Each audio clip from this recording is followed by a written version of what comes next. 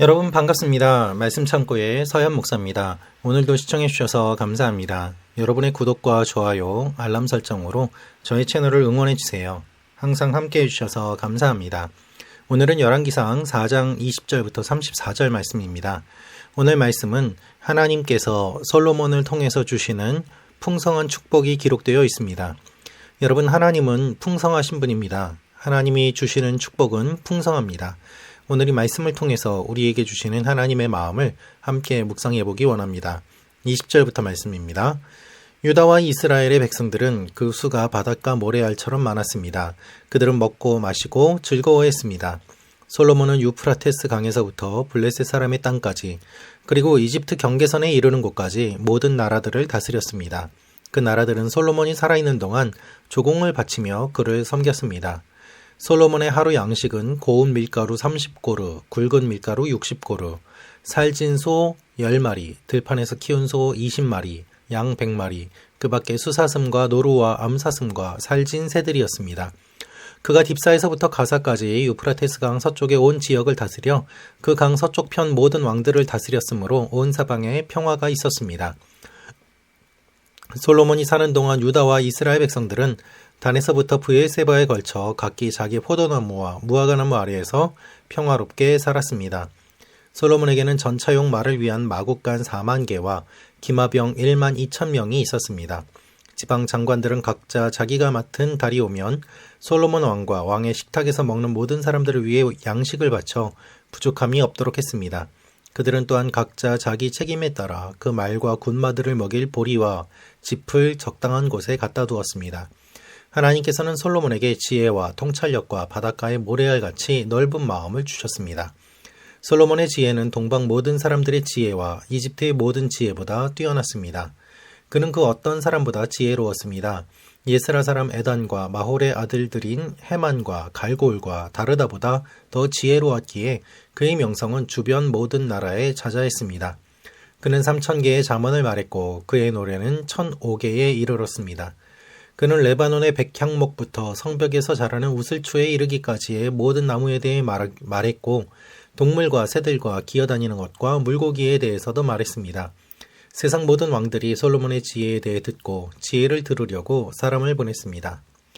여러분, 오늘 말씀을 보면 하나님께서 주시는 축복의 구체적인 내용이 기록되어 있습니다.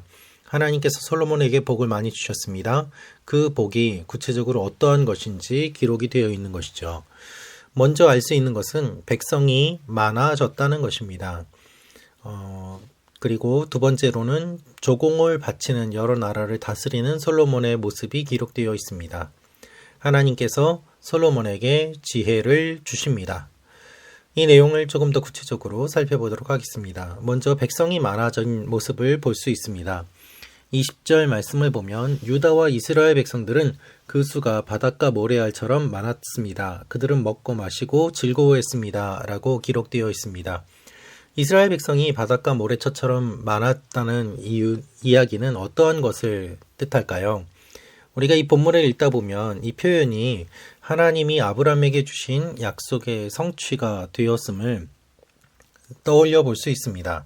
하나님께서 아브라함에게 주신 그 약속, 하늘의 별과 같이 바다의 모래와 같이 후손들이 많아질 것이라는 그 약속이 오늘 이 본문에 사용된 표현을 통해서 이 말씀이 이루어졌음을 우리는 알 수 있게 되는 것이죠. 하나님께서 말씀하신 그대로 되었습니다. 여러분, 인구가 많다는 것은 어떠한 의미가 있는가 하면 국력이 강하다는 것을 의미합니다. 나라가 문제가 없고 전쟁이 없고 먹고 살만하고 평안하면 사람들이 많아지게 되어 있습니다. 문제는 무엇입니까? 전쟁이 있고 경제적으로 어려움이 있고 살기 힘들면 사람들은 인구가 줄어들게 되어 있고 자녀를 낳지 않습니다. 결국 백성이 많아졌다는 것은 한 가지 표현이지만 그 표현 이면에 있는 것을 살펴보면 행정적으로, 경제적으로, 그리고 외교적으로, 군사적으로 안정을 취하고 있고 또한 번영하고 있음을 의미하고 있는 것입니다. 이렇게 된 결과 어떠한 일이 일어났는가 하면은 솔로몬은 조공을 바치는 여러 나라를 다스리게 되었습니다. 21절 말씀을 보면 솔로몬은 유프라테스 강에서부터 블레셋 사람의 땅까지 모든 나라들을 다스렸다라고 기록되어 있습니다. 솔로몬이 여러 나라를 다스렸습니다. 여러분, 다윗과 솔로몬의 시대가 조금 다른데요.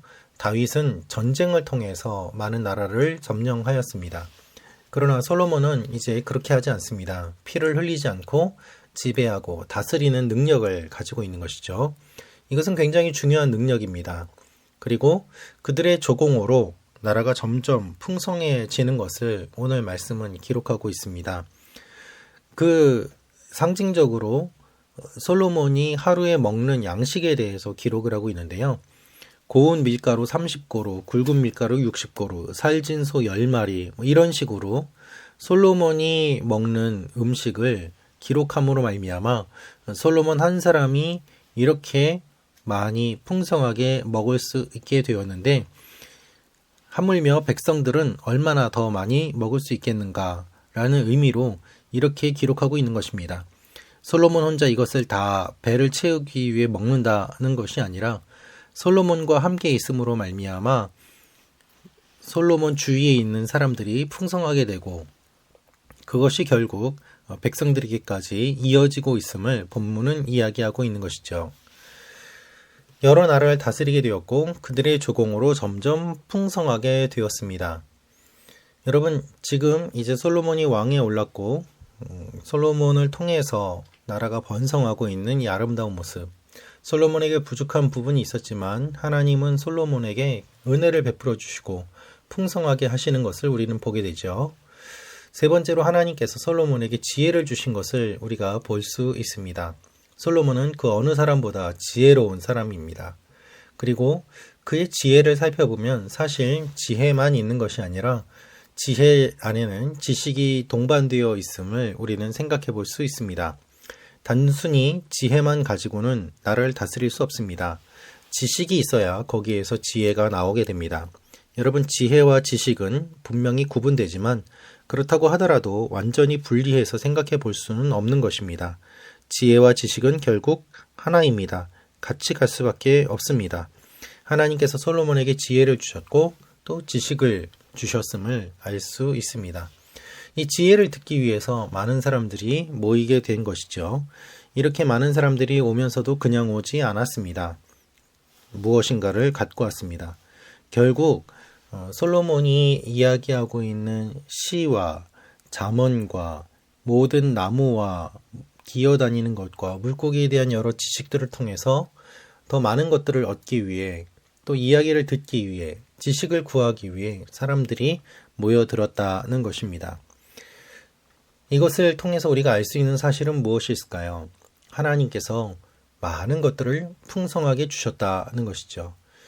여러분, 하나님의 축복은 구체적입니다. 하나님께서는 풍성하게 주시는데 구체적으로 주십니다. 오늘 이 말씀을 한번 적용해 보도록 하겠습니다. 넘치도록 채워주시는 하나님의 복을 경험하기 원합니까?